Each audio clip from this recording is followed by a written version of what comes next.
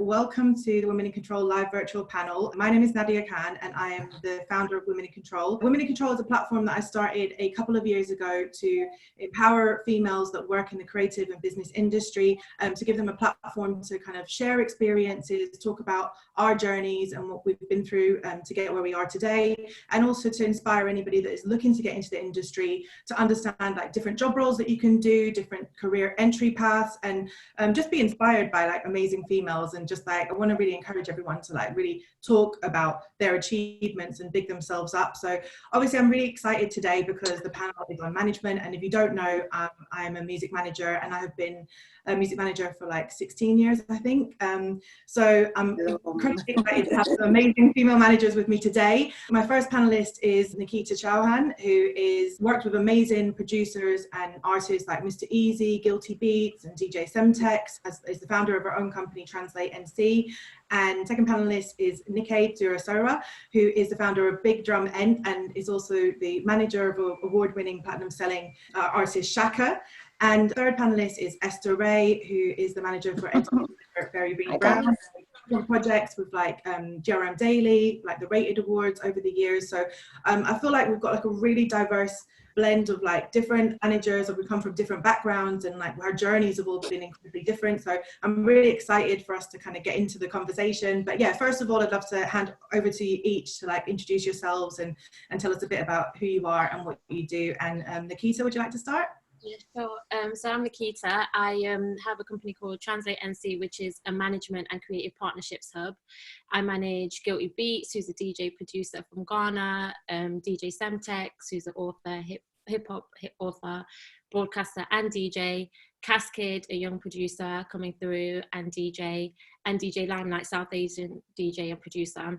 And I work across like management in music, but then I also work with brands such as NFL, NBA, done some stuff with Disney, and kind of, yeah, creative partnerships. I also produced the Who We Be podcast on Spotify. That's hosted by DJ Semtex, and we've had people like Dave on there, Michael Dapper. And yeah, so I kind of started in radio at BBC Radio 1 Extra and Asian Network, and then went into management and more that kind of the music route. Amazing. Esther, do you want to go next? Yeah, hi guys, I'm Esther Ray. I have my own management company called No Limit Management. I started out in the industry many years ago working with Face for Music as castings director. The first video that I casted was Gigs Look What the Cat Dragged In. And I carried on working in the industry, Tiny Temper, Wiley, Gets, that kind of era at that time. As time went on, I just started doing different things. But as Nadia said, I worked with GRM Daily, I've worked on the Rated Awards, I've worked with different brands, and I now manage Very Green Brown, who is an entertainer on Instagram, absolutely hilarious. And that's what I do under my management company with some up-and-coming artists as well. Amazing. And Nikkei? Yeah, so I'm an artist manager. I've been doing artist management for 9 years now. Prior to that, I was a lawyer, but I wasn't working in media and entertainment. I was working in a completely different field, but loads of transferable skills that I've brought onto my current role. As a manager, I've been looking after Shaka, who's a singer, songwriter and producer. So it's like managing 3 people basically. And I've been managing him for 9 years. And then most recently, at the beginning of this year, I launched a consultancy business where I offer advice to managers and artists on a one-to-one basis for an hourly rate. So I can't wait to get stuck in to the whole conversation and find out like how you guys exactly got into management. But first of all, I just wanted to kind of address and talk about like the current situation, because obviously I'm sure you might be in a similar setup to me. Like I'm a freelance, like self-employed with my own company set up, and managers like generally work on a commission basis. So I would generally have mapped out my whole year for this year and know what I had coming in. And with the current situation, like everything's been cancelled or postponed, and that's drastically like affected everything that I had planned coming in, like income, etc. And obviously we're now all stuck in like self-isolation as well. And I need to like ask each of you, like, how has it affected your work individually, and also like how are you finding that transition? Like you know, are you used to working from home? Has it been difficult? And how are you finding like self-isolation? So I don't know who wants to go first on that. Nikita, do you want to go? Yeah, sure. So yeah, obviously I think one thing that's really been hit is live, because obviously you're probably all in the same situation where festivals, shows, etc. So I feel like it's definitely made an impact on that. But I'm grateful for the fact that because of my roster, I have people who are producing, so music is still coming out. Like we just dropped Guilty Beats project last week, and it's kind of now, it's like now you're having to forward plan more. As much as it's like I'm trying to stay on the positives more rather than thinking, oh my God, all this is gone. It's like, okay, you know what? You've got so many hustles, and I think all of us here have different hustles. How do we now kind of like plan and kind of plot to make other streams of income, and then whenever we kind of come out the other end, just make sure we're probably all going to go a lot harder than we were going before anyway. And I do work from home, but I'm also out and about a lot, which I'm guessing you guys are as well. So that's what's different. Like you're used to being out and about, you're going to your meetings, you're doing this. What I find I'm doing more now is I don't have that clarity between chill time and work time. Like I try and sit down 10 minutes later, oh, I've got this idea. Oh, what about this? What about that? So I think I've kind of like blurred the lines between work and home, and it's just, I'm working a lot more. But in terms of income, yeah, definitely I can see how it has with live, but I'm grateful for like how you said, Nadia, like you think about the year ahead and what your streams of revenue are, and kind of like you have those different pots and those different things you're doing and those different hustles. And that's kind of what's got me through this, because I'm like, okay, well, there's this and there's that and there's this. But I do think about people who are probably not fortunate in that position. And I'm like, gosh, I'm so grateful that there's things like the grants that people are offering, and, you know, money that's being raised via live streams and DJ streams to help people who aren't as fortunate. That's like something that's come out during this time. I feel like we're all having to be more creative and like adapt.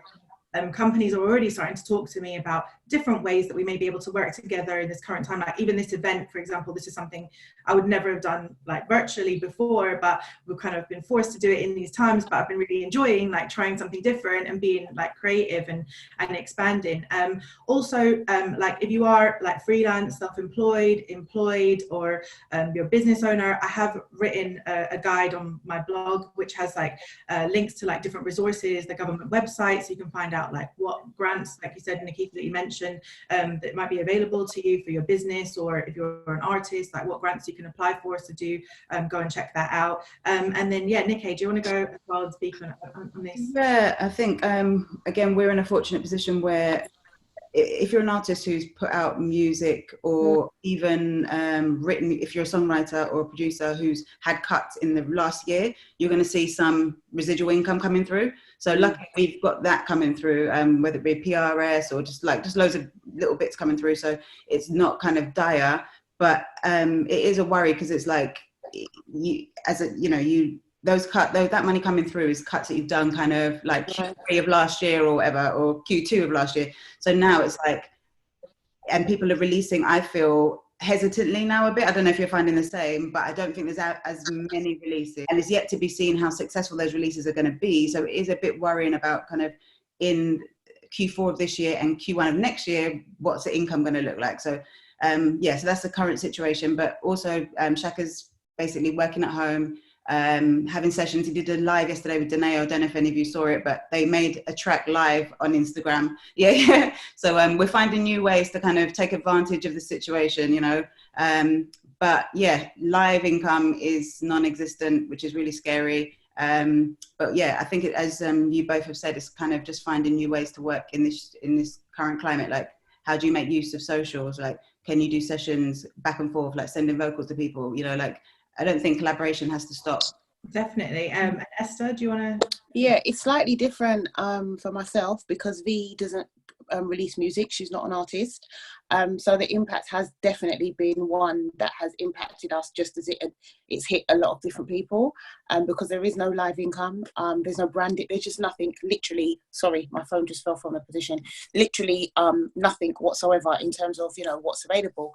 I think that what we've had to do is look at different ways. So for example, where she does do a lot of online content and she makes people laugh, she's now gone over to do bigger pieces of content, like the IGTV, the videos are longer, and that interaction with that person a bit more. So that actually helps. So it's about mindset. So what we'll have to be doing is, because it's impacted us, we're looking at how what we do now can generate an income later on, or can help us when things do finally pick up.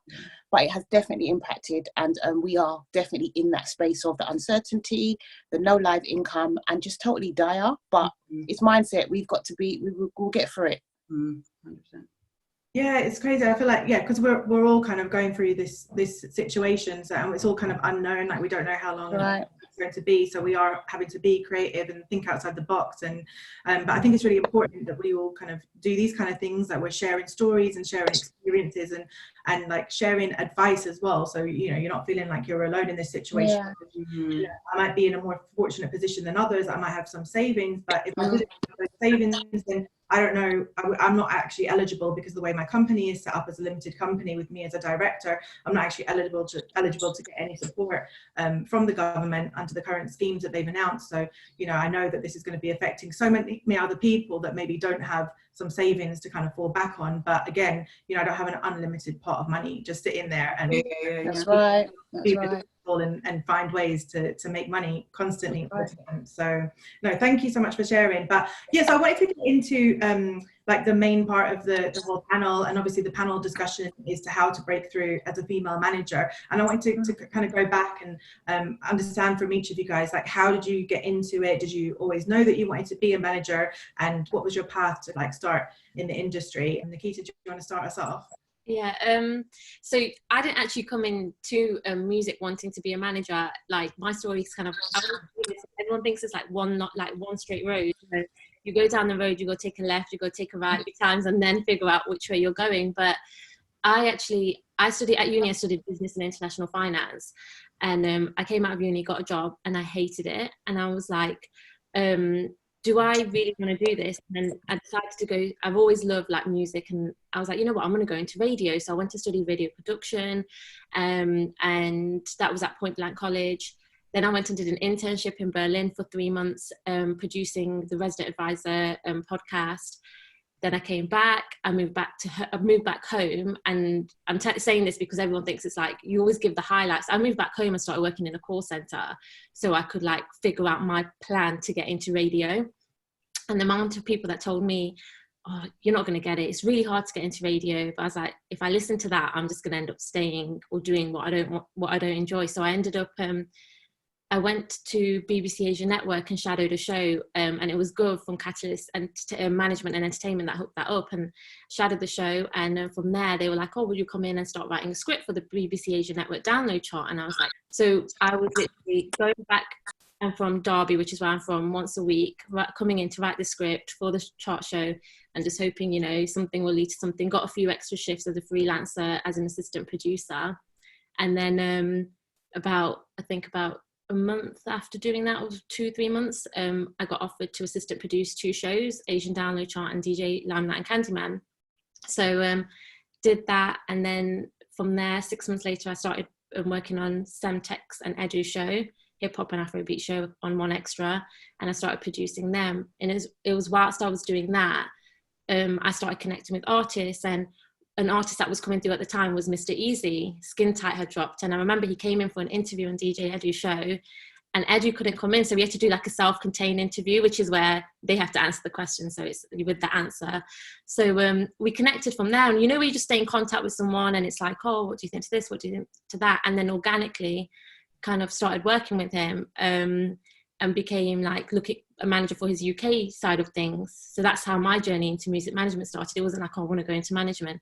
It happened organically, and it was like, I love music. And then I started to understand how things work. Like, you don't realize when you're on the outside, oh, songs actually composed this way, there's writers, there's this, there's that, and you start learning all these things. And that was in 2016. And then from there, I once again organically, because I was producing Semtex, started managing Semtex. And then I left the BBC about 2-3 years ago and started my own company. And I was like, you know what, I'm going to do this full time. I enjoy it. I'm learning. And that's how I got into management. And I'm now like, oh, that whole journey got me to that point. And it's so interesting because now I look back and I'm like, oh my God, I understand so much more than I did before, because I know how radio works, I know how playlisting works, I know how this works. And I'm so grateful for those steps to get me to that point. But yeah, now I have like a roster of 4 amazing like talents and artists, DJs, producers, and but it was a kind of like journey, like I said, that kind of had lots of twists and roundabouts. No, it's so interesting because I do feel like management is such a personal relationship, and you really have to get on with the artist or the entertainer and that you're looking after and kind of understand them. So it does come a lot from like personal relationships, like a lot of friends or family can be managers. So I get that. I get that you've like built those connections and it's like naturally like come through. So that's really cool. How long have you been managing then? So 4 years now.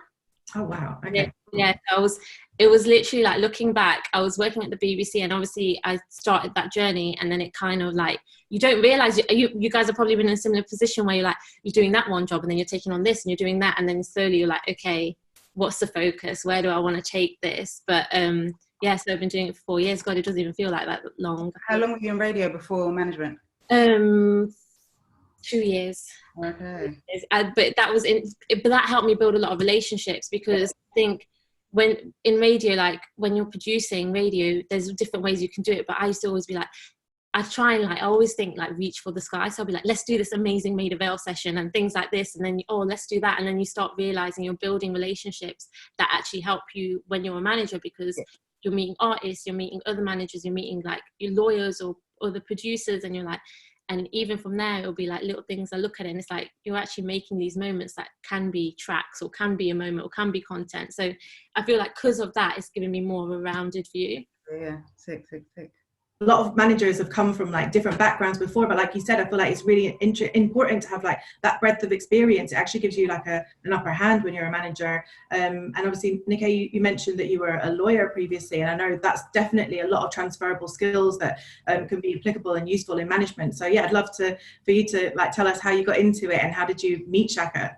Yeah, I guess like my whole life I knew that I was destined to be in music in some way, but I just didn't know how, or what. I was the person who was like in every single rave. Like I went to Napa twice. Like I was just passionate, like whether it be like I have a Grenadian background as well, so every single carnival I'm there, I'm wearing my costume, anything to do with music, I was all over it. So I was doing that and studying law at the same time, qualified and started practicing law, and then Shaka's brother is a close friend of mine, and basically was like, my brother's like amazing, you should meet him and like you should listen to his music and you two could get on and da. And I'm like, yeah, everyone like hypes their like siblings or whatever. So we did meet, and then Shaka actually like duped me by playing a song but didn't say it was his song, and I kind of like tore it to shreds, like this could be better, that could be better, da.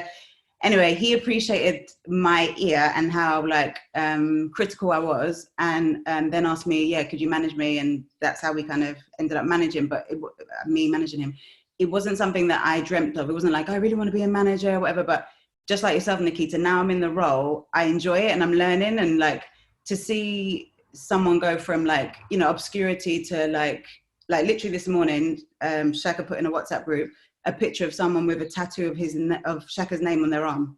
So I'm like, to go from obscurity to people committing to a tattoo on their arm it's like, it's crazy. He's touched so many people's lives. We've traveled the world. Like he's won 2 MOBO awards. Like, yeah, it's been a crazy journey. And that's, 2 years ago, I decided to stop working and fully focus on being a manager. And I don't regret it. I've enjoyed every minute of it. And we've had the most success in the last 2 years as well. My journey was slightly different in that, as I said to you, I started working with Face for Music, and I was doing their castings and getting the models for the videos, etc. That was a long time ago. And I started doing the casting, and at that time it was the Lethal B eras, Pay As You Go, all that. That was the time. So I started doing the castings and stuff, and I never ever wanted to be an artist manager. That was never something that I said, right, this is what I want to do. I'm actually a social worker by day. I went to university, graduated as a social worker, and I still do my role now whilst being in the music industry. Oh, wow. But I always knew that I had a love for music because I just wanted to be at every video shoot, every event. I just loved music. So I carried on doing like the work with Shams and Lena. And then as time went on, I started realizing that this is all guys. Where are the women? Like, it was just the whole thing was, we were literally the only 3, me, Shams and Lena, Face for Music. And then I thought, you know what, no one's going to give us the opportunity, we've got to start making them.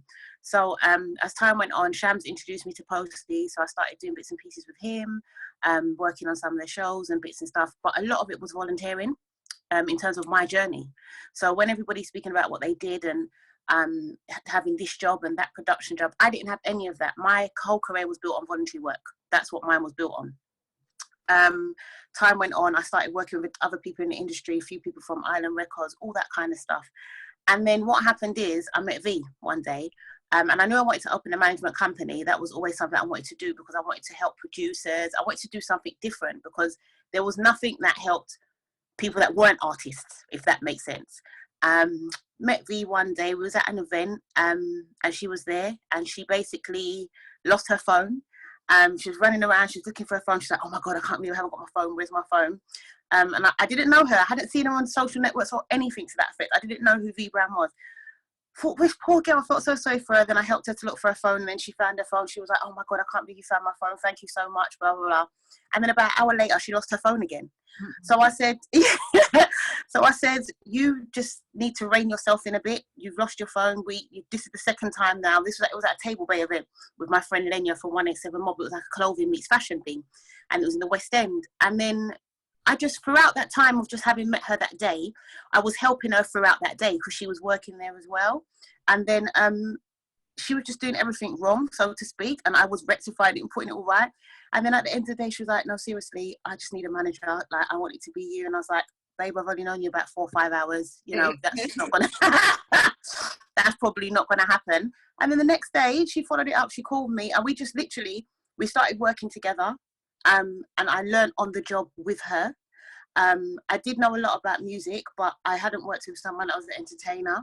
Then when people saw that I was working with V and realised how well we were doing as 2 people, 2 females at that, producers would come to me and say, oh, I've got some tracks that I want to get out. I don't know where to go. And then I realised, hold on a minute.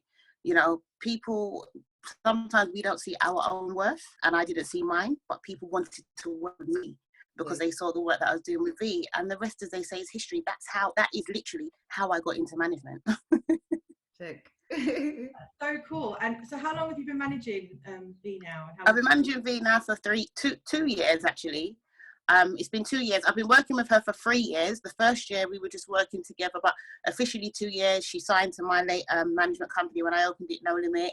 And then that went on, and we've partnered up now with Since 93. So I co-manage her now.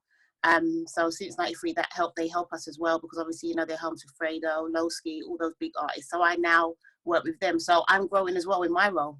So cool, I love it. A bit about my story as well. Like, obviously, I don't know how many people know, but I've been managing for Bizzle for nearly 16 years. I think it's going to be this year. And I was working in PR originally, so I was started in a PR company, and eventually went on to like run my own PR company after that.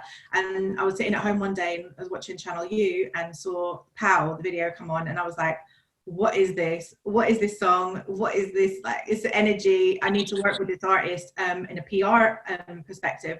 So I got my boss at the time to reach out to his record label, who'd signed Pow, and that's how I connected with him originally. And as soon as I met him, I offered him all my services. I was like, anything you want PR-wise, you like on the side, like whatever it is that you need. Like, it was like, yeah, I've got a record label, so I've got lots of like projects that I'm going to be doing. So definitely, like, I'll take you up on that. So that's how I met him, and I was doing his PR for quite a while. And I always wanted to go into management, but I wanted to start in PR first and build some connections, because I was like, how am I going to meet an artist? How am I going to like convince them that I can be their manager? Like, I didn't know how to make that step. But like all of you have said, I feel like it just is like a natural step. It's not something you can force. Like, it's just when you have that connection with somebody, it just works. So I started harassing him, basically being like, let me be your manager. And he just got signed to a record label at the time. And I don't know if this still happens like to this day, but basically what happened was the record label said no.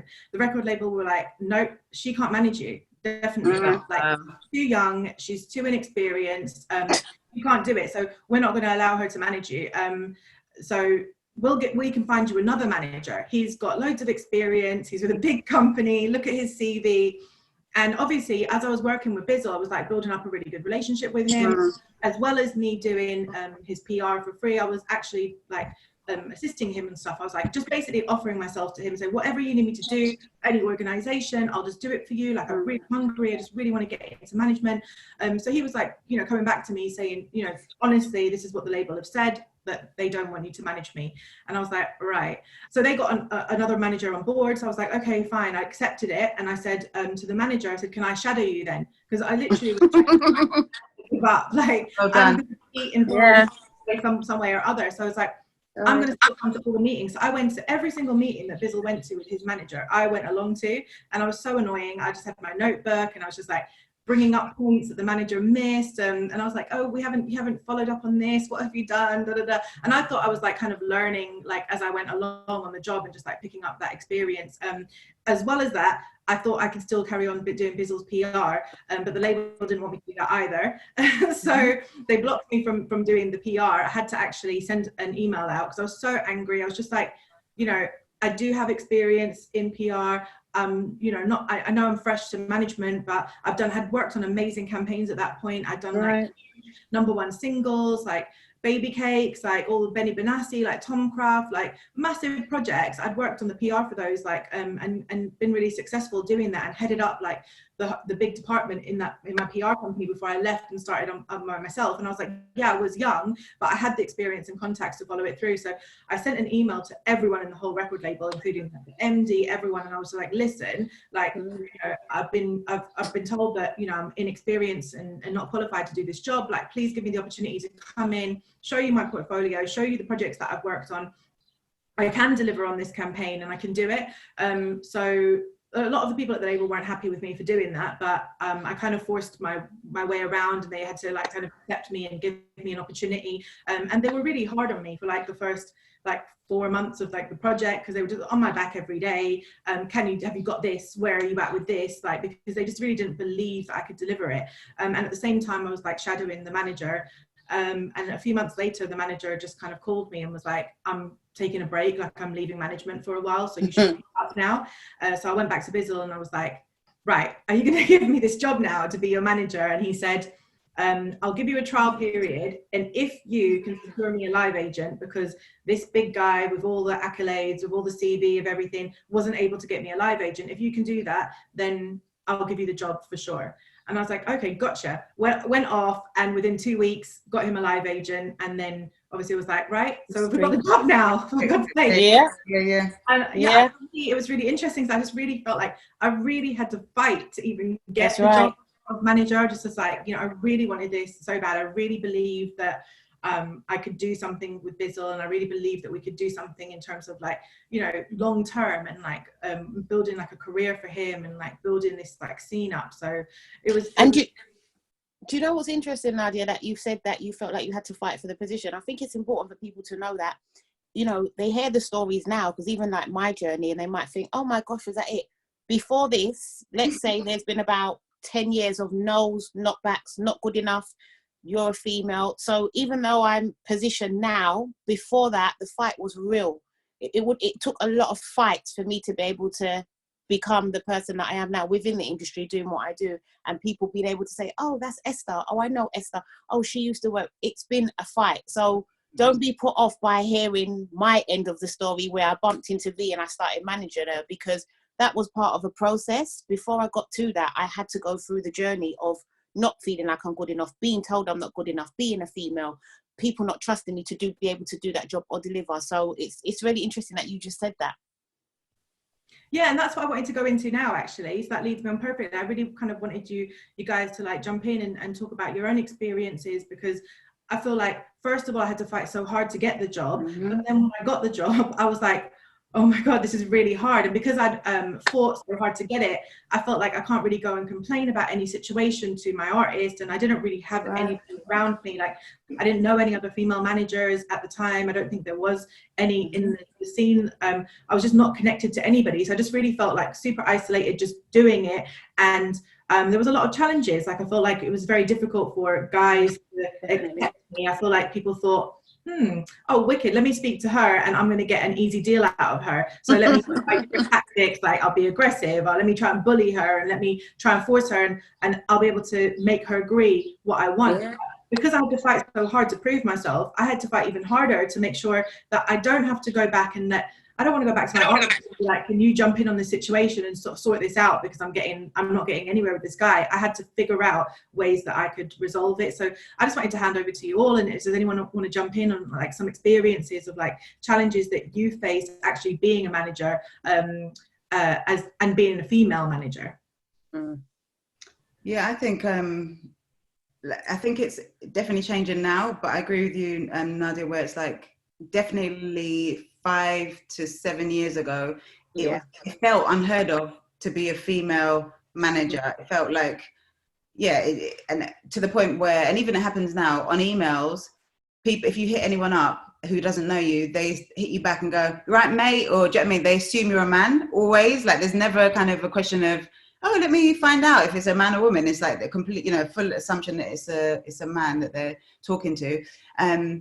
I've had all sorts. I've been shouted at in meetings. I've had just as you said, like people undermining that you can deliver on things. Like, it's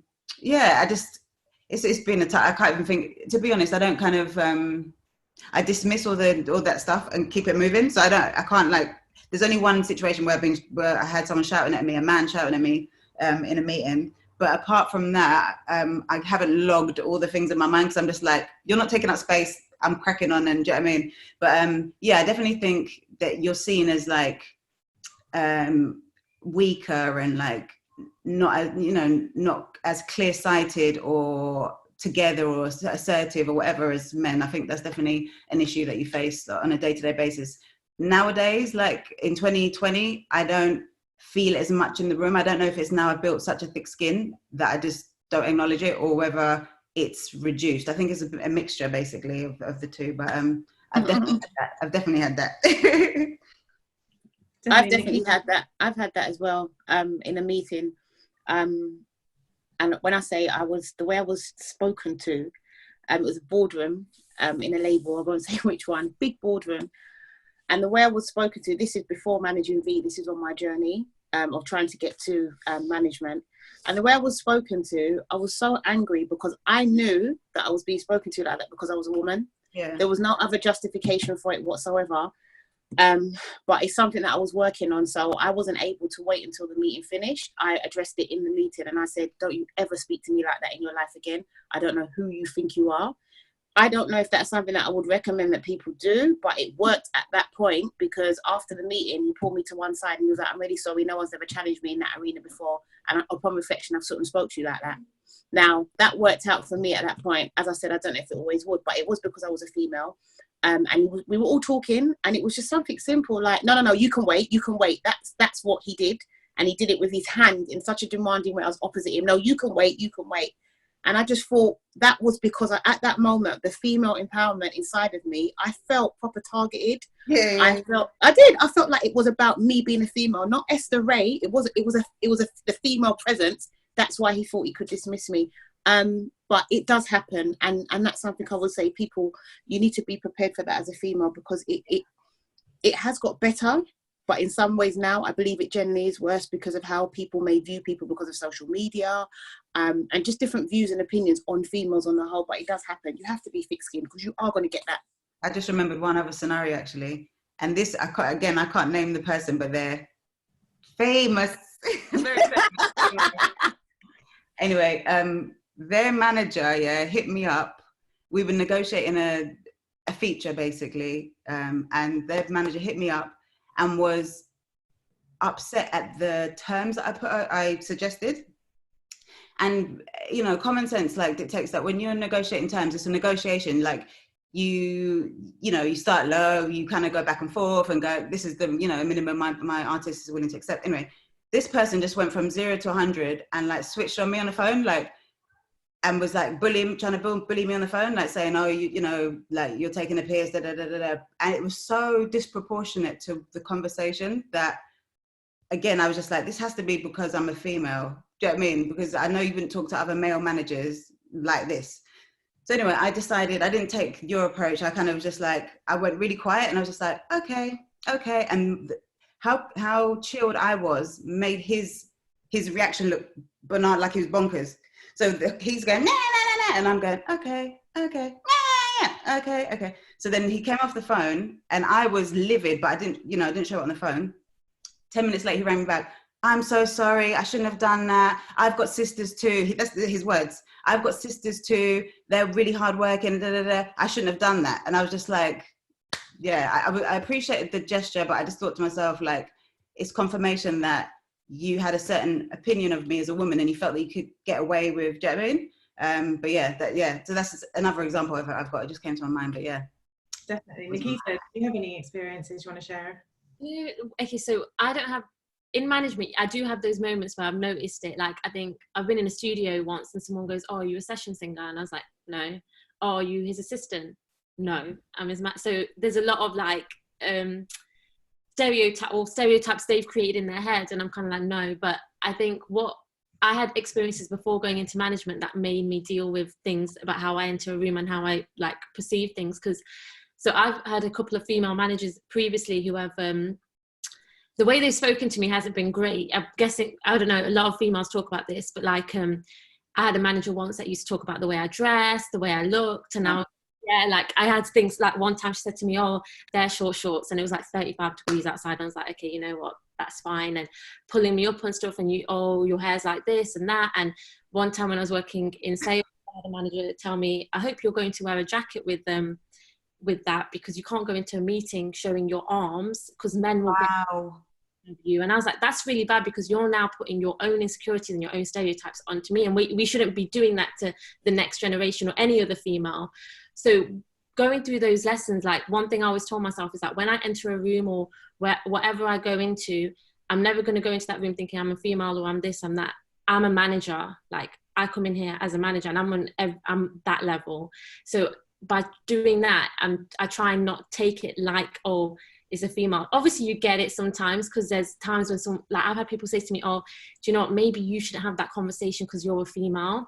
And I was like, what do you mean? Oh, you know, you're not from that place. So I'm like, no, it doesn't matter. And I'm like, I think the more like women like us push past that and say, no, we're going to have those conversations, it starts becoming the norm. And I'm grateful because I've like similar to all of you, like I've worked with men who are very supportive and are very like, you know, you're great at what you do, keep doing it, and females like yourselves who are like supporting each other. But because I've seen both angles of it, I now think whenever I enter a room, whenever I have a conversation, I take that out of it and I'm like, I'm a manager. Exactly. Like, the whole like female DJ thing, no, you're a DJ. Yeah, and that's why I think it's so important to talk about it, because you know, I don't want to, I'm not trying to go down that route of us like complaining and moaning, and all of us like, you know, love our jobs and we're proud of our work, and we don't want to be sitting there blaming it on something and seeing that, but it is a reality. And I didn't want to continue on pretending that this is completely fine. Like, I felt like I could help more people by actually sharing the experience. Like, somebody can go on my Instagram and look and say, oh my God, she's on tour internationally, she's touring the world, that must be incredible. And it is, but the reality of it, if you're a female and you're the only female on a tour with 40 guys, what's the reality of that? You are quite isolated, you are by yourself. And I have had issues where I've gone into rooms of production teams, and like you said, Nikita, I hold myself highly. Like, I didn't see myself as any different. I didn't see myself like, oh, I'm a female manager, I'm going to be treated differently. It's just a fact that when I'm going to do my job in certain situations, I've just been completely ignored, dismissed. That was recently on an international tour. The production team were just so horrible and rude to me, and I was like the only female traveling alone to each show, and we were going to different countries, and I was going to each show ahead of time and speaking to the production team, and they were just completely like ignoring me. And at the same time, I'm trying to make sure that, you know, the sound is good, like everything's going to work smoothly for my artist. I've got a job to deliver, but just completely being dismissed. And even like a super like famous artist came into our dressing room, and there was lots of like my artists, like friends around, went up to each one of the guys, one to the left of me, one to the right of me, but just completely missed me, like greeted everybody, looked at me with the most disgust look, like, oh, you're nasty, like just gave me the nastiest look, and then went on to the next guy. And I was completely shocked, because I was like, hold on a second, I'm the manager, I'm the one that's actually put this whole like tour together, I'm the one that's organizing that. Like, that was probably one of the worst times in my face that I'd actually been been treated like that. But over the years, I've gone to multiple video shoots and walked in, and it's automatically been assumed, oh honey, are you an extra, are you a stylist, like, you know, come over here. Or I've not been able to get into venues, and like a guy that I might employ has to come out and get me, and it just happens like all the time. And it's something that I've learned to deal with, and that's what I wanted to like talk about. I feel like, you know, like you said, Esther, I think it's good for people that are looking to get into management, to understand that, yeah, you might face these things, but I feel like by us talking and sharing, rather than hiding behind it and pretending that this doesn't exist, we can first help to like educate awareness with men in the industry as well. I think it's really important that we all have good allies that are our artists or our network that can see these things and like help to support us because they know that it exists, but us not to like brush it under the carpet and talk about it and say, you know, this is the reality of what happens. Like I had a phone call this week where I had just a guy talking to me, and the way he was talking to me was just completely undermining, and it's just like, I don't understand where like you get the confidence to talk to me like that. I would never speak to anybody like that, but it's just like, it was a negotiation thing, and it's just like, but I know you wouldn't talk to a guy manager like that. So it's something I still have to deal with to this day, and it's going to be something ongoing, but I've just given myself tools to change how I deal with it or not let it affect me. And I definitely think by like sharing stories like with other women, that's really helped, because it's just like not being afraid to just be quiet about it and hide behind things. But I've also taken accountability for my actions over the years, because I'm just like, okay, I didn't like I allowed myself to be treated like that. Why didn't I shout for myself more? Why didn't I fight for myself more? Why did I allow myself to go into a room and let a guy get the credit for what I'm doing? Why did I allow myself to go into the room and get them assume that he's the manager and I'm not making myself seen? What can I do to change my behavior? So I've really tried to like take tools for myself to like change my behavior, change my language, change the way I speak about myself, to assert myself so that people know she is the manager. Like they are going to try it. People are going to try it every day. Do you know what I mean? It's just, that's just like part and nature of our job, that you're going to get those guys that come to you and think that we're going to try these different negotiation tactics because you're a woman. I have been shouted at, I've been threatened, I've been bullied, I've been harassed, I've had all of those scenarios, and I've stayed strong and always come out the other side with like a win, because I don't focus on that moment, I focus on the end goal. What is it that I need to achieve for my artist? And that's what I'm aiming towards. And I do feel like, touching on what you said, Nikita, as well, that yeah, like I didn't have any females mentors or anybody in the industry that was there to kind of help me or support me. But I do feel personally, I feel that that kind of stems from us and women kind of segregating ourselves and kind of just sticking within our own little bubbles rather than coming together. And we're kind of just accepting it and going, yeah, well, I'm the girl that these guys accept, you know, like, and maybe the other women, you're not. So I wanted to change that conversation. I wanted us to like come together and say, hold on a second, no, like we're not going to have that. We're not going to be spoken to like this. Like you know, you wouldn't speak to your male counterpart like this. And I do think a lot of it comes down to social awareness, social stereotypes and unconscious bias. And it's like, only by us talking about it and sharing stories are we going to create that awareness. So I'm not scared to talk about it anymore. Do you know what I mean? I'm just like, let's talk about the realities of what it is like being a female. These are the challenges, and let's get more females into the industry. You know, like we can, I feel as much as you said, Nikkei, that the guy was thinking that maybe, you know, you're not going to be good enough to do the job and you're not clear-sighted enough. And it's like, actually, I feel like women are better than men as managers, because I feel like we're so organized. Like we have that personal care that we can give to our clients and artists, like with our nurturing kind of side. So I feel like we're better, and we've got much better skills and actually can go into management than men. So we just need to like shout about ourselves like a lot more. So yeah, I don't know. Thinking this kind of like bad behavior on one side but abuse on the other end would never run in a workplace, would it? But it's because like we're self-employed, there's no HR. Do you know what I mean? That's it. It's mad. Yeah. I would like how you were saying, like, what going off what you said is so true, because there's so many cases that I've been through where I've dealt with certain, I've had like people ring me on the phone, shout, like screaming. It's so hard. Like I don't know if you find it like you're soft, and then you're like, you know what? fuck this shit, like, hang on, I'm not an idiot. And then when you turn the other way, they're like, oh my God. And it's like, I think it's a really good point you made, because you don't have examples and we don't discuss it, you don't know if you're doing it the right way, but you just do it. And it's that thing of like, you give so much because you're like, you know what, let's just do this easy. Like, I want to maintain relationships, want to do this. That's the most important thing. But then it's like, hang on, wait a minute. Now you're taking the piss out of me. And now there's the business end has gone, and it's like, you've got to refocus. And you're right. It's like, one thing I've learned a lot in the past years about boundaries. So now it's like, rather than being too like you say, like, oh, how you said, you look at yourself and how you carry yourself, and it's like, okay, maybe I need to be a bit more like this in order to get it. And it's nothing personal, it's just business, and that's all it is. And it's like, you're right, because we don't talk about it, you don't have the examples, so we're probably all going through the same thing again and again in different ways. And it's like, well, it's because we don't have that knowledge, and we don't have that kind of foundation or that blueprint to say, you know what, this is what I learned that XYZ. For me, if you set those boundaries or those kind of standards first, and you know that's how you're going to deal with it, it kind of keeps you smooth sailing. But you're right, it's interesting, because the whole thing, when I was in a studio and it happened twice within a week, the singer thing and the assistant thing, and I was like, I even said to the producer I was with, I was like, wow, I goes, you guys just no filter, right? You just say it. Like, do you know what I mean? I thought it's a good point to highlight the fact that there is an organisation called the MMF, Music Managers Forum.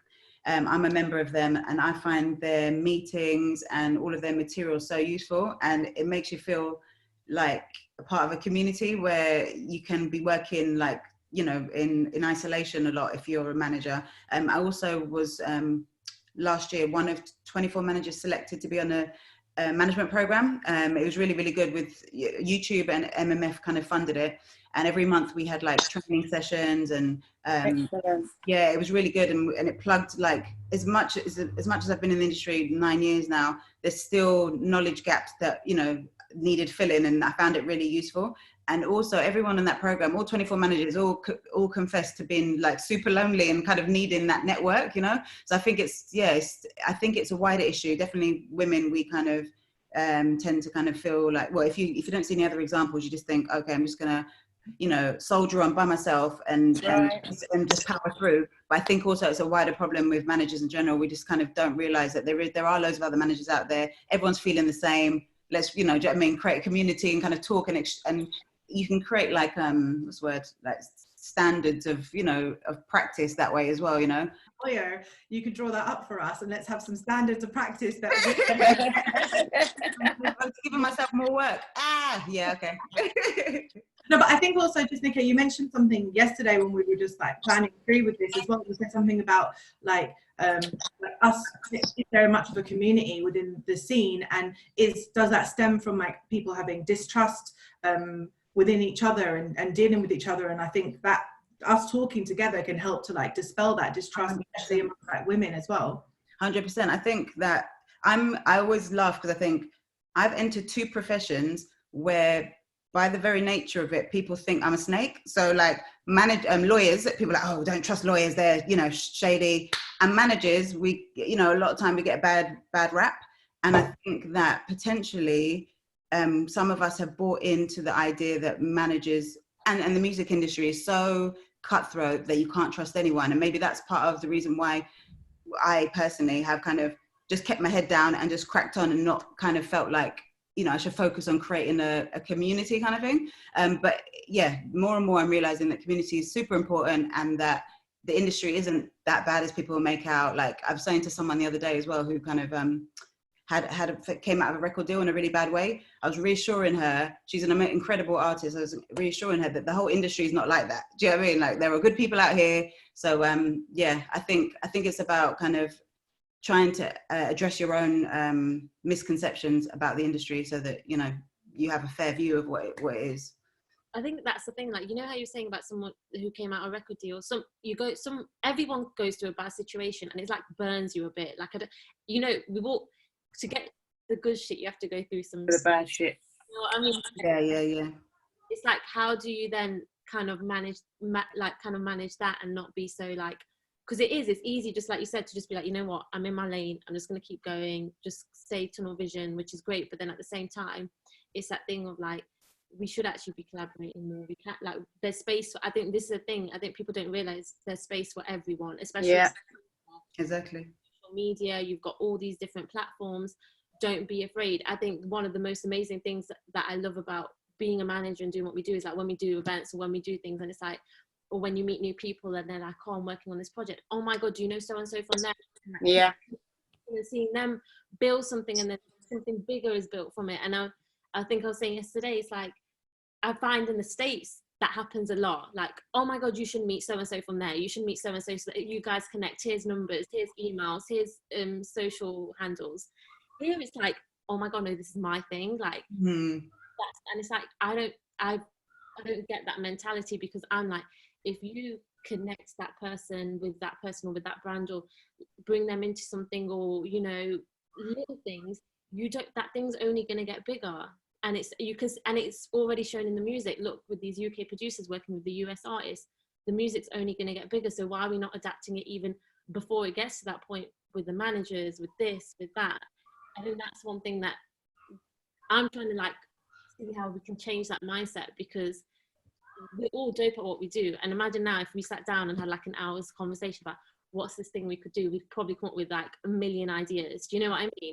I think, again, it's like, I think people, without knowing it, have bought into really like silly stereotypes. Like, managers are all, the whole industry are not to be trusted. 2, there's not enough money or opportunities to go around. There's crazy opportunities. And I think that's what it is. People kind of think there's not enough to go around. Let me hold on to this one. Do you know what I mean? And, you know, kind of have a little schmeedle moment. But I think, people just need to kind of address the misconceptions they have about the industry. I think another thing as well is that it is definitely a misconception, because for me, social networks, I say to everybody, I view them as a gift and a curse. They're a gift if used appropriately, a curse if you don't use them the right way. And I think for me, people need to recognize that there's been so many times where I've come across people on social media. I've just gone into their page, looked at it and thought, oh, they work for Sony or Island or Warner, whoever. And then I'll start following them. And then when you go to an event, I see that person, they know, and I say to them, hi, you're blah, blah. I met you, blah, blah, on Instagram, etc. I like what you do, your work, etc. So I think that there is definitely a stigma around the industry in that it's, you know, you can't trust no one, you've got to be careful, etc., etc. But it can only affect you in that capacity if you let it. You've got to have a mindset in this industry. You've got to be very strong mentally, and you've got to know what you're in it for and what it is that you want to get out of it. Because if you adapt the mindset that's not true, of it's a guarded industry, you're not going to be able to do what you need to do. So it's just about connecting with people, Instagrams, all the social networks. And I found that I've been able to build my own little community of people because I've reached out, rather than thinking and listening to somebody else's opinion on them who's been in the music industry for 20 years. Oh, no, you don't want to be careful of her. But do you know what I mean? So it does definitely exist. It's a mentality that I don't understand why, and it's so guarded. There's opportunities for everybody, literally. There's more power in us working together. I've been able to do so much more, for example, since working with Nadia, because I've learned about the stuff that she's doing. And it's one meeting, I've met like 10 different people, and that's opened up my network. So we've got to get rid of that mentality. We have to. 100%. I can see so many questions piling up. I know, I was going to say, because it's literally, we've only got 5 minutes after the session, so I wanted to start on the questions, and I think we'll run over a little bit if you ladies don't mind, like hanging around to try and get through as many of these. Before I get to the questions, I wanted to go through just some of the chat, just to acknowledge everybody that's like been commenting in. So we have Minnie Hayes, Shanks' manager, who's listening in from the US, and she says, good morning, ladies. Bella Charles says, incredible journeys, ladies, very inspirational. Hawaii Mate says, yes, Nadia, well deserved. Marita has a question in the chat and said, have you found women more or less supportive on your journey? Which I can kind of feel like, yeah, we've touched on like during the chat. QAB says, oh my goodness, yes, they always assume, could definitely relate. Hawaii Mate says, waste men as well. Thanks for adding that in. Kojo, have you had any issues pitching your service to an artist, and how did you handle the rejection? Does anyone have any experiences on that they want to share? I want to say, like, rejection, you know what I find? I don't know if you've been through this, I personally only work with people I'm passionate about, and that can go from anything, whether I'm managing or whether it's a brand. Like, you have to be passionate. But I do find sometimes you go for meetings with artists and they're like, okay, and they've got something, and you sit there and you talk through like, let's do this, let's do that, X, Y, Z. Oh my God. And you come up with a plan and stuff.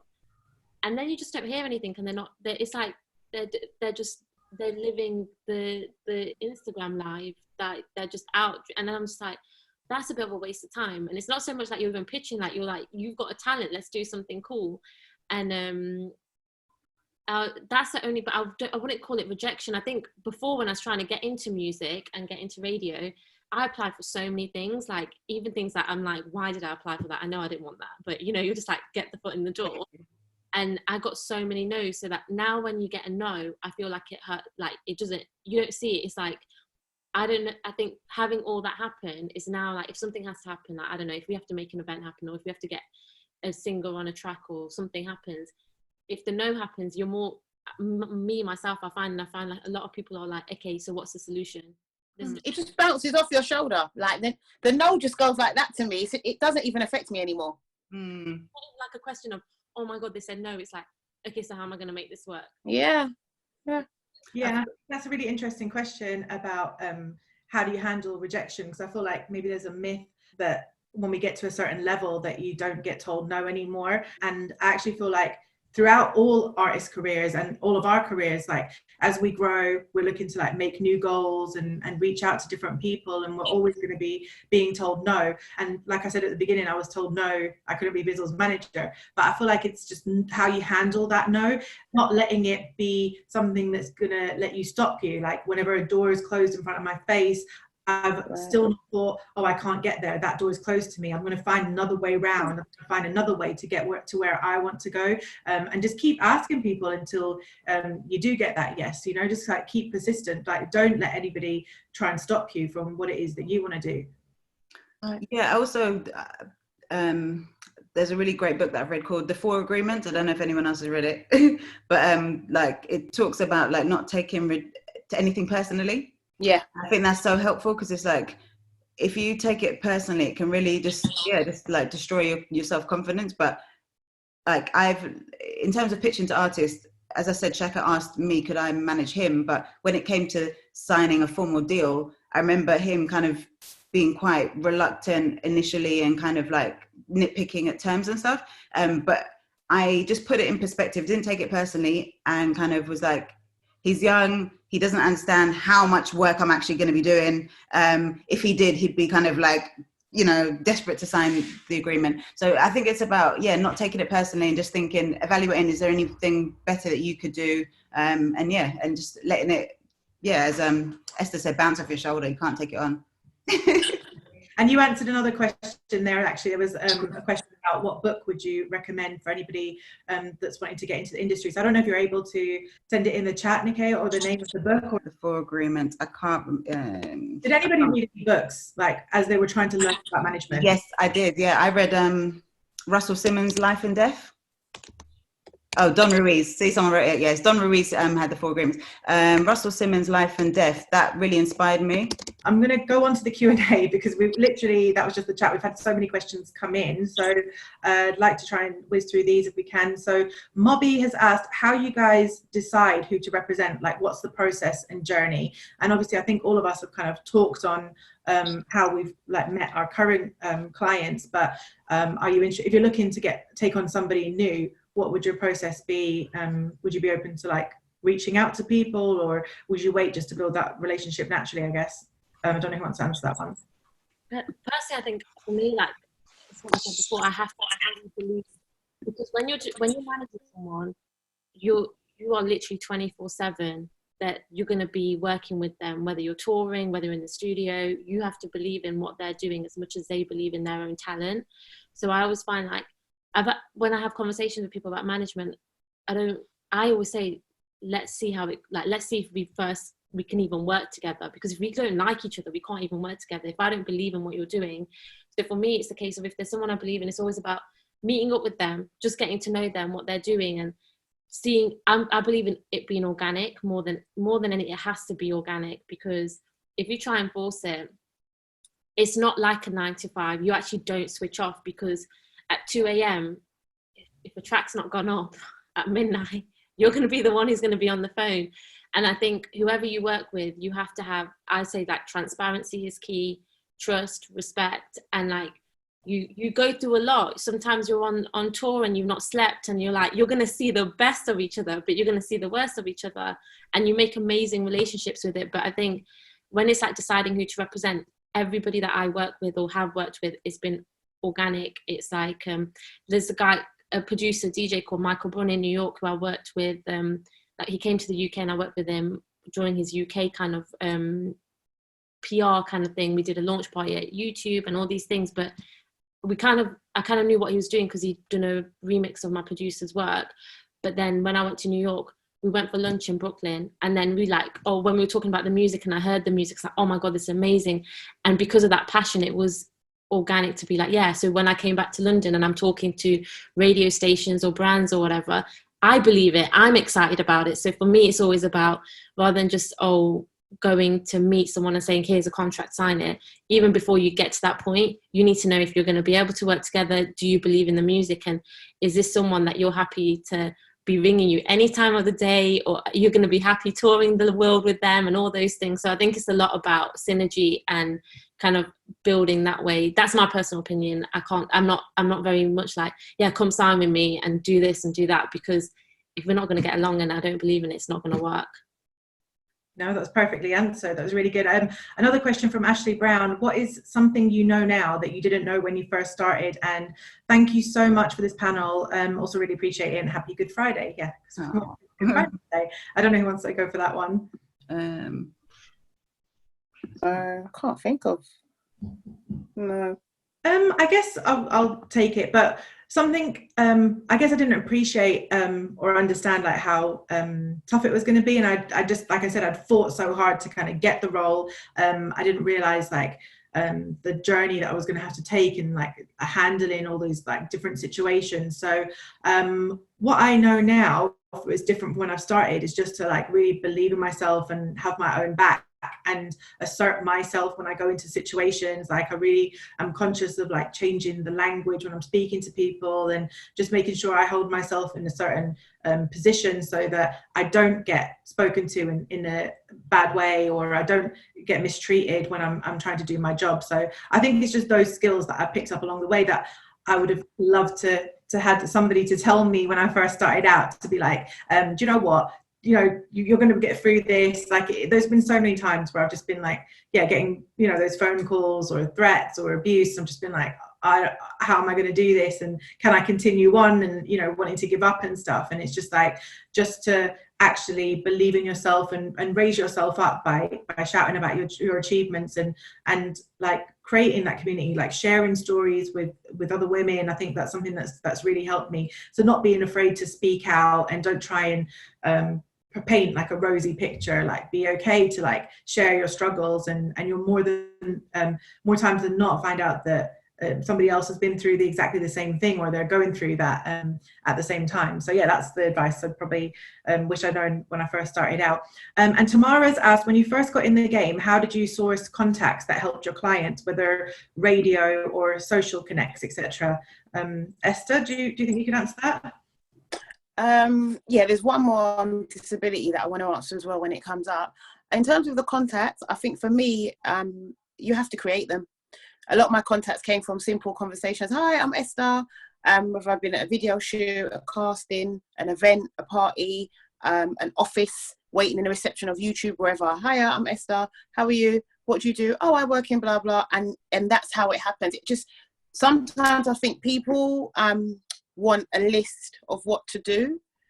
I feel like you need to understand that when you're in this music industry, organic is a word that you need to kind of grasp. A lot of my CV is organic, and it just happens, and that comes out of having a confidence and having personality. You've got to be able to want to speak to people. You've got to believe in, as they say, your own source. You've got to know that you can speak to people, conversate, and you've got to hold your own, and organically contacts will come. You'll start building a network. As I said to you, I had one meeting with Nadia. I know 10 different people now, artists, producers, whatever they may be. You've got to be able to just network. That's how the contacts are built. That's the answer to that for me. Definitely. Do you want to go for that question now as well? Yeah, there was a question. Somebody, can you see it about disability? Yeah, so it wasn't in the Q&A, but it was in the chat, and it says, in a time when representation is so important and you women are living proof that times are changing for the better, why do you think that there's a lack of disability awareness, disabled talent in the music industry? I'm a Black woman with a disability and I know that I'm supposed to be in the music. Yeah, I think for me, I've got a documentary coming out. It's just getting edited now because I'm dyslexic and dyspraxic. I could barely read and write. I can't tell the time. I can't add up. There's so much about me that people have no idea about. It's a basically autism spectrum is what they both come under. And I've had this disability my whole entire life. Didn't know that I did. Only knew I had this about 10 years ago. But prior to that, I still carried on doing what I needed to do. Having a disability, I'm creating that awareness now, because the piece I'm putting out is I'm telling everybody in this documentary, you might know me as Esther, the social worker, or you might know me as Esther who manages V. But guess what? I'm disabled. I'm on the autistic spectrum. I've got dyslexia and dyspraxia, but that hasn't stopped me from doing what I need to do. You need to create that awareness. Even though you are disabled, keep on pushing. You are no different to anybody else out here. Your disability is not to be used to hinder you. It makes you unique and it makes you special.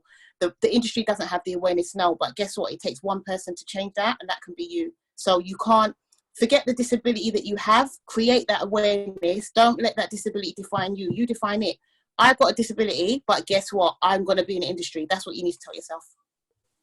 I love that. I think that's like a common theme that's coming through from all of us, actually. It's just like that we share and talk about it and create that awareness and be bold to like be yourself and like not hide. You know, like I think that's so brave for you to come out and say, it's like, but why should you? Why do you have to pretend to be something then you're not? So I think that's like a really important message. So I'm going to go to the next one. Janae Rain says, hello ladies, I'm really enjoying this webinar. It's been very helpful so far. I wanted to ask you, are you currently looking for new talent to manage, and what are you looking for in an artist before you decide to manage them? I don't know if he wants to take that one. I think more than ever now, I don't know if I speak for everyone, but it's so labor intensive, like trying to break an artist, that I think everyone wants to see that the artist has done some stuff for themselves. So I wrote an article recently for Pirate Studios actually, and just said the same thing, which is that, you know, we essentially invest our time with a hope to reap a reward later on down the line. And sometimes that's a year later, sometimes that's 5 years later. Do you know what I mean? So if you kind of keep that in your mind and then think about what would make you an attractive proposition for a manager, it's like, have you kind of at least tried to create an online presence for yourself? Have you recorded at least a couple of tracks to kind of given people an idea of what you'd sound like? I personally wouldn't be like eager to entertain someone who's just like, I've just decided I might want to sing, and you know, you've done no recording, you haven't got an online presence, you have never like performed live before. I want to see that you've done some work, and that's what has been the beauty of kind of my relationship with Shaka. Shaka's worked as hard as I've worked, and that's what's made the relationship work. So that personally for me, obviously I've got to love your music, but I also want to see that you have a kind of a good work ethic, is what I'm trying to do. Definitely. Okay, wicked. Well, let's keep going so we can try and get through all of these. There's quite a few still.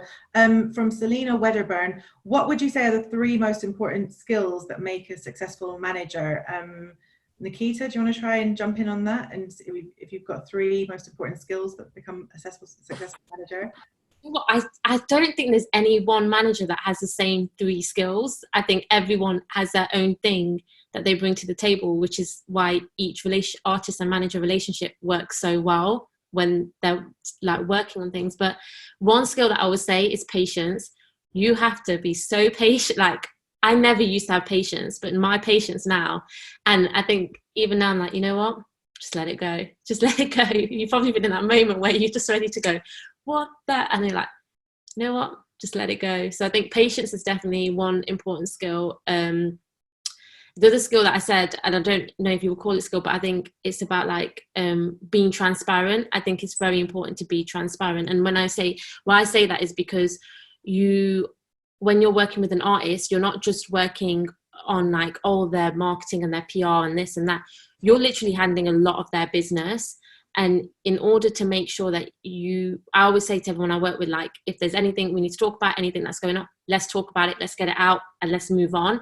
And I think that's really important. And I think you know what, self-belief and self-confidence, because as much as you can sit there and be like, my artist, my producer, my DJ is amazing and they're great at what they do, what about your self-belief and your self-confidence? Because if you don't believe in what you do, all those things we talked about when you're in those boardrooms or you're going into those meetings and people are already having those stereotypes, that's going to get you even more. So I think it's about just having those kind of things. I think, yeah, for me, confidence, transparency, and have self-belief, have that self-confidence, because that also helps your artist. If your artist sees that you're like, you've got your shit together, that gives them faith. And you know what, as much as we think like being a manager can sometimes be a lonely road, if you're a producer in your studio all the time, that's lonely too. If you're a songwriter and you're sitting there with the same beat writing songs, that's lonely too. If you're a content creator and you're like thinking, what am I going to put together, and you're there and like in your space trying to come up with new content, that's lonely too. So they need someone.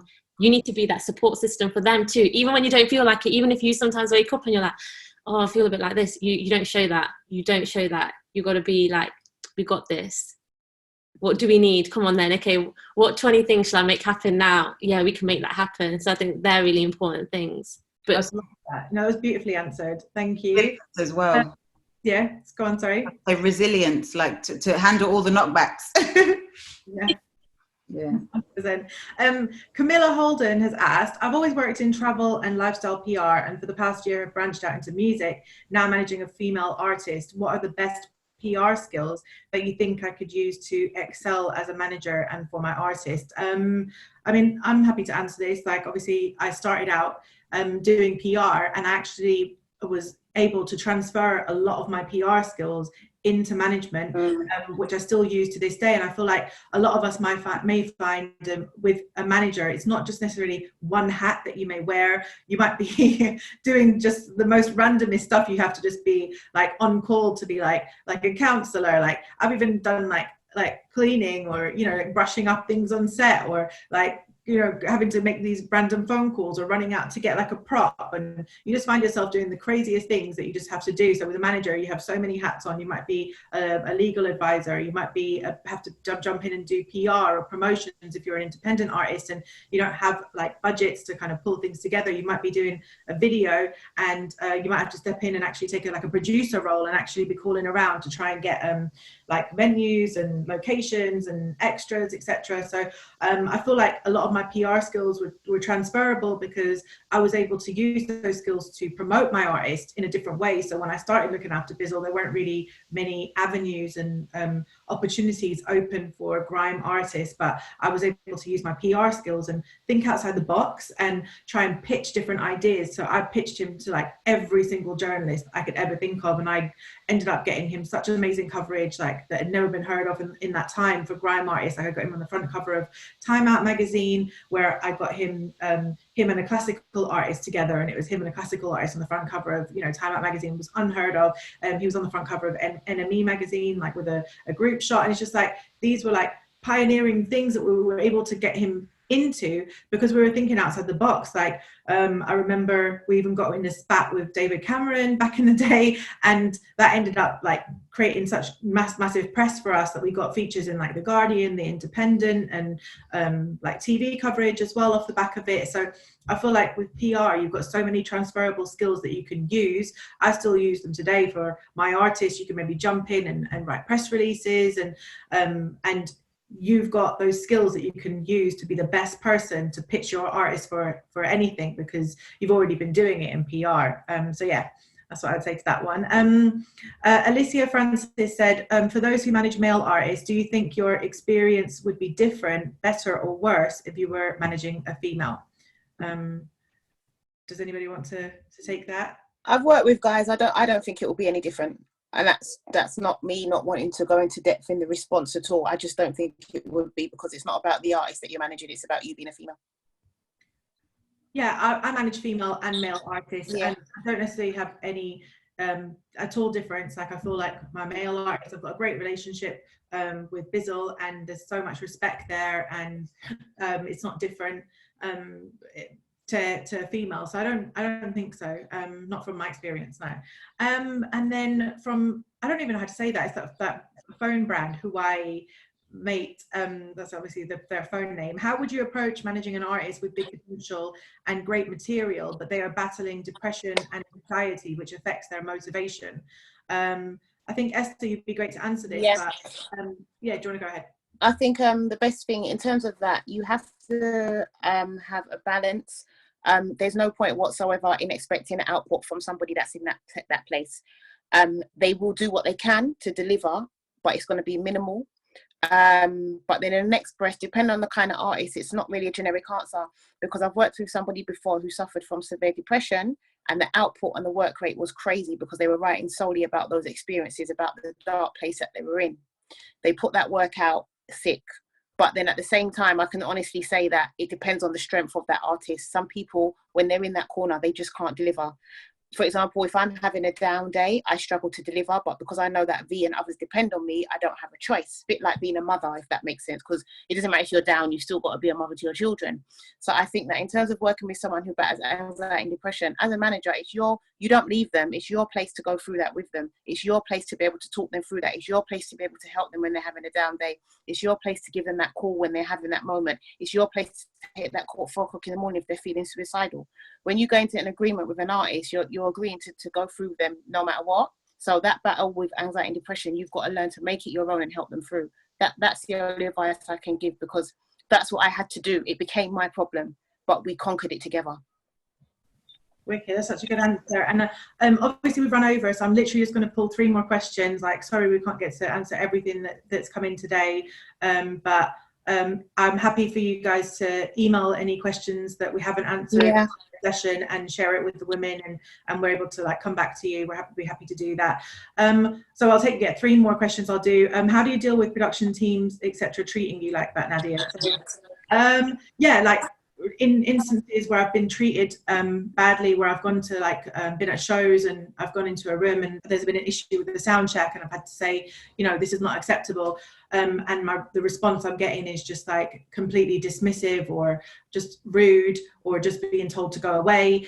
I tend to like try and stand my ground and never let anything frazzle you, never show that you're worked up. I tried not to lose my rag and like shout, but I try to assert my authority and come back with something. Don't let it personally affect you, don't show that, but come back with a strong response to be like, well, you know, if you're not going to do it, I'm going to find somebody else that will, because this is not acceptable. The artist is going out here. So don't feel like, let anybody make you feel bullied and smaller to like diminish your voice. Like, you're there to do a job, and if they're not going to help you, say, if you're not willing to help me, I'm going to go and find somebody else who will, because at the end of the day I have to go back to my artist and they're going to say, did you sort out the sound check issue? And I can't say, oh, they don't want to listen to me. You know, I have to come back with the proper answer. I can't be like, you know, you can't be weak and come back and go, can you help me? What can I do? So you have to try and be able to deal with it yourself. So I definitely, by keeping calm and being assertive in the situation, and like just continuing to speak to different people until you can find somebody that is willing to help you, and that's the best way to deal with it. What's the best way to connect with other artists, managers to collaborate? This is from like an anonymous person. I don't know if anybody wants to take that one. I think trying to get in front of someone personally is great. Do you know what I mean? But it's difficult. You have to kind of find out where they're going to be. But I think go into like networking events, which like the MMF put on a lot, the Music Managers Forum.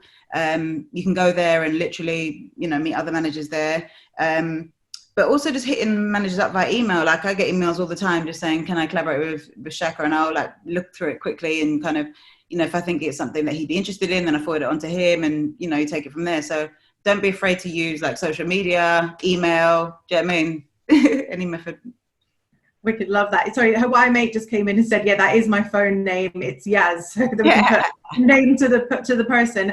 And just for the last question, I can see like a lot of people are writing in the chat as well that we should try and network and meet up for cocktails after the lockdown. So, you know, maybe we can look into like making this like a proper physical event after the lockdown as well, so we can like continue talking and sharing and networking. And the final question I wanted to take was, have you set yourself goals for after lockdown? And if you have, what are they? We should all answer that. I've set a goal for after lockdown, and that is to make sure that even if I come out of lockdown having learnt something new or not, that I don't feel pressurized to have to go at 100 miles per hour once the lockdown's over. Because what's going to happen is we're going to find ourselves in a very anxious space. We're going to keep on pushing forward for stuff that it might not even be the right way, the right door, the right idea, but because lockdown's over, we feel obligated. So the only goal I've made is if I come out of this without learning a new skill, or if I come out of it just as I went in, I'm just going to carry on as normal. Do not apply pressure on myself. That's my goal. Nikita, do you want to answer that? I think we should all answer this to like end it. Yeah. Like work each of my clients, definitely, like every artist, producer, DJ, we've set goals, and that could be across like live productions. They've got, because they know they've got this time, now's the time to create. And I keep saying, do you want to create or do you want to consume? But personally, I think this is the first time, and I don't know if you guys feel the same, where I've had time to do the things that I've always wanted to go for a run, or I bought a maker so I can make smoothies in the morning now, and stupid, like, because you don't have the time to do that. And, like, have time to, so I know when this finishes, I'm gonna come out the other end of it and create some sort of balance. I'm never gonna have true balance. I've accepted that, but like making that, you know, creating some sort of balance. That's the sort of goal for myself. Like, this is a really good time to, as well as plan and strategize, also reflect and kind of refocus and realign with yourself, because I realize that with the industry we're in and the work we do, you're constantly chasing that next high and that next adrenaline rush, because it's like you just keep going. If you get a holiday in the year, amazing. If not, you just keep going till the next year. But it's about having that moments where you're like, okay, I'm going to make that time for myself. And it doesn't even have to be a lot. It could be like half an hour in a day, or it could be, you know, once a week I'm going to do this. And it can be as little as small, but having those small things for yourself, because I don't think we do that. Yeah, I think for me, just on a business tip, I have realized how much we don't place enough value on data, and we have so much available to us.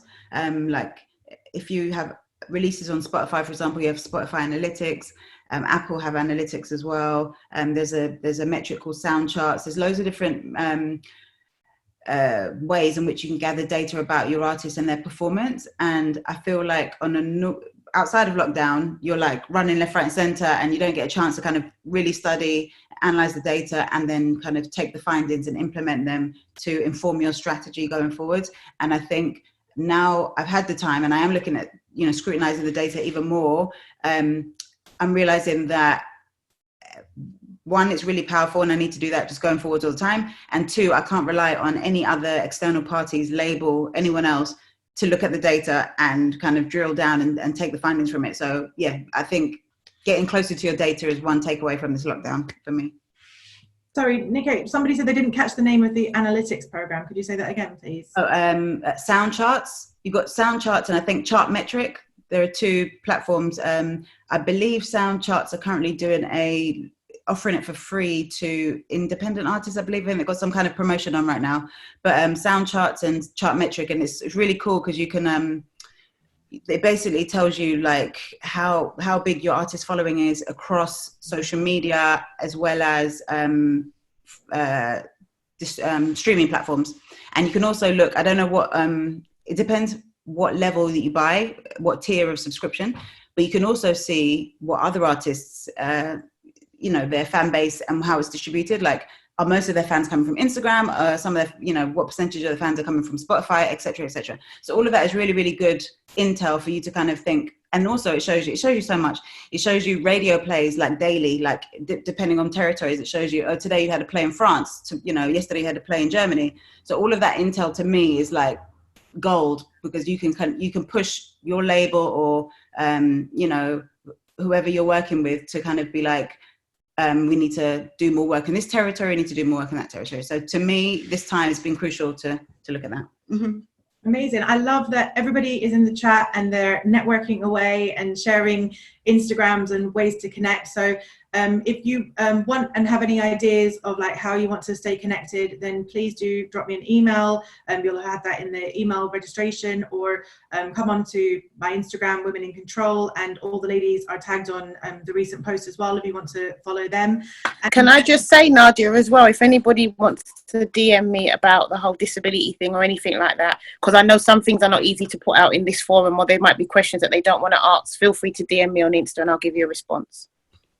Okay, amazing. I'll make sure that this session is recorded, so I'm going to put the whole session up afterwards, and I'll make sure it's emailed to everybody, and I'll make sure that I include everybody's ats in there so that you're able to contact them as well. And then, yeah, just to close, just answering the question after lockdown, I really feel the same as you, Nikita. I feel like I'm finding that I'm really busy, but I'm finding that I've got time to actually do things that I've always wanted to do. And one thing that I've been really purposefully actioning in my life in terms of my work over the last few years is like self-care, and making sure that I incorporate that into my day. Like I've been working from home for like so many years. I've used to just feel like I was just so productive because I would just get up, I just literally get ready and I would just work all day till the evening. I wouldn't go out, I wouldn't even stop to like drink water. I was like, oh, I'm so efficient, I'm so great. But that's not healthy, and after a while I just burnt out and I actually wasn't happy. Like it just kind of took my enjoyment away from my job. So, and I feel like I always used to wake up with the panic of like, oh, I need to get started now, I've got so much going on. But now what I do is like, regardless of whatever is going on, I've learned to like take an hour out and do something for myself. So it's an hour's exercise, it's a jog, it's a walk, and even if it's just a walk, just that time to like clear your head and like reflect. And like when you're outside, especially if you work from home, I feel like you kind of get outside of that bubble, and you know, when you're inside a bubble, it can seem like this minor thing. It's just like the most important thing in the world, and it just consumes you. So to take some time out for yourself, and I have written a little guide on self-care and just different tips of like what you can incorporate and the different types of self-care that you can incorporate in your life as well. So I'll make sure that I share that with everybody, because I would definitely encourage for us at this time to like really focus on that and just find things that we can use that like help us with our mental health and help us like stay stronger and better and we come out of this. And I feel like it is a really challenging time in self-isolation. Like a lot of us, this is like we're actually physically isolated from people, so like stay connected with everybody and try and do things that to make yourself happy. So thank you so much, everybody. Like I feel like we could just gone on for hours and hours and hours. I'm sad that it's ended. It's so Thank you, Nadia, for having us. I've enjoyed it. Thank you so much. Thank you, everyone. Well, Thanks for joining us, and then yeah, we'll keep connected. So thanks a lot. Bye. Bye.